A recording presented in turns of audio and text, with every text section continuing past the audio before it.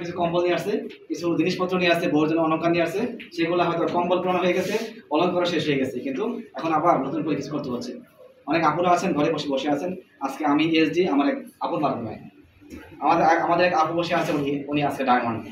এখন প্রথম মাসে বোনাস পেয়েছিলাম 70 টাকা, কিন্তু আলহামদুলিল্লাহ আজকে সকালে ঘুম থেকে দেখি আমার বোনাস আছে প্রায় 72,000 টাকা। লিখেছিলাম বিদায়, আজকে আমার সাথে পৃথিবীর বিভিন্ন দেশ থেকে কাজ করতেছে অনেকেই, অনেক স্বপ্নবাজ, তাদের কারণে আজকে 78,000 টাকা বোনাস পেয়েছি প্রায়। সেখান থেকে সরকারের কাছে কিন্তু প্রায় 60,000 টাকা, মানে সরকারকে ট্যাক্সও দিচ্ছি। আজকে এই বাংলাদেশের এই মানে এই ক্রান্তি লগ্নে আজকে আমি আমার মতো লিয়াকত লগ্ন আজকে 8,000 টাকা প্লাস বোনাস দিচ্ছি এই মাসে। এটা কিন্তু অনেক অবদান আমি মনে করি, নিজেকে গর্ববোধ মনে করি যে আমি সাধারণ পাবলিক, এটা আমি কোনো বড় লোক না, কোটিপতি না, আমার কোনো বিজনেসও নাই। আলহামদুলিল্লাহ আজকে রেমিটেন্স আসতেছে আমার কারণে, বিদেশ জেলা হিসেবে আসতেছে, আমি টাকা হিসেবে পাচ্ছি। আমার ট্যাক্সটা আগে কাটে দিয়ে আমাকে দিচ্ছে 72,000 টাকা। এটা আমার জন্য অনেক বড় পাওনা মনে করি। সামনে ঈদ, আল্লাহ কবুল করুক, কোরবানি নিয়োগ করেছি, হয়তো আমি গত মাসে পরিশ্রম করেছি, সেটা আল্লাহ তাআলা আমাকে দিয়েছে। আপনারা চাইলে সবাই করতে পারবেন, লাগবে ধৈর্য। আমাদের অস্ত্র কি প্রোডাক্ট অথবা বিজনেস, তো সেই বিজনেসে আমরা কথা শুনবো। আজকে আমাদের লিডার আছে কাজী মনির ভাই, উনি প্রবাস থেকে শুরু করেছিল, এবং এখন আজকে শুভেচ্ছা বক্তব্য দেওয়ার জন্য আমাদের ডায়মন্ড, আমাদের কায়মারানি আপুকে বলতেছি কিছু বলার জন্য, যে আমাদের একটা হাত তালি হবে জোরে।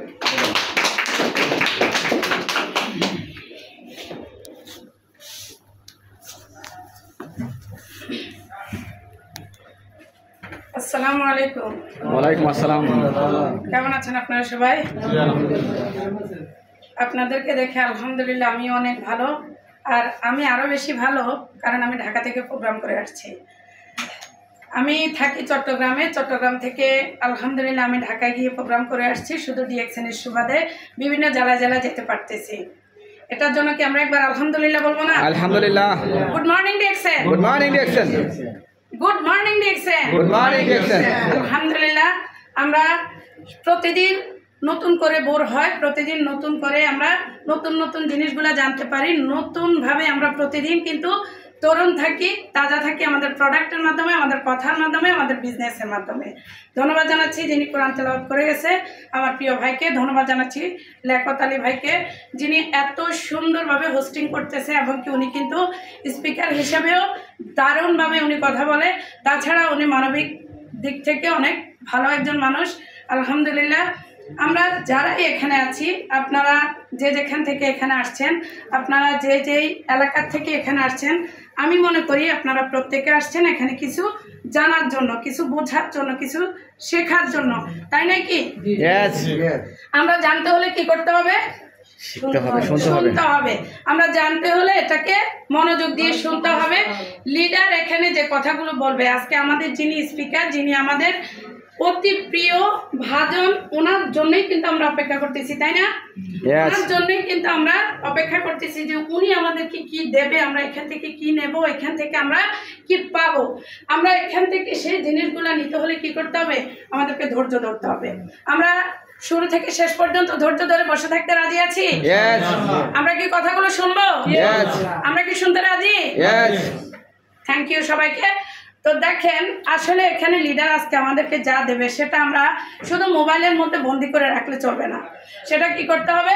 আমরা কান দিয়ে শুনতে হবে, চোখ দিয়ে ভালো করে সেটাকে দেখতে হবে, লিডার কি বলে, কিভাবে লিডার কথা বলে, লিডারের মেসেজগুলো কি ছিল, ওই মেসেজগুলোকে আমরা কি করব, হয়তো আমাদের মেমোরি, যেটা আমাদের আল্লাহ তাআলা আল্লাহ প্রদত্ত যে মেমোরিটা, সেটাকে আমরা সেটার মধ্যে সেট করব, নয়তো বা কি করব, আমরা এটাকে লিপিবদ্ধ করব, তাই না?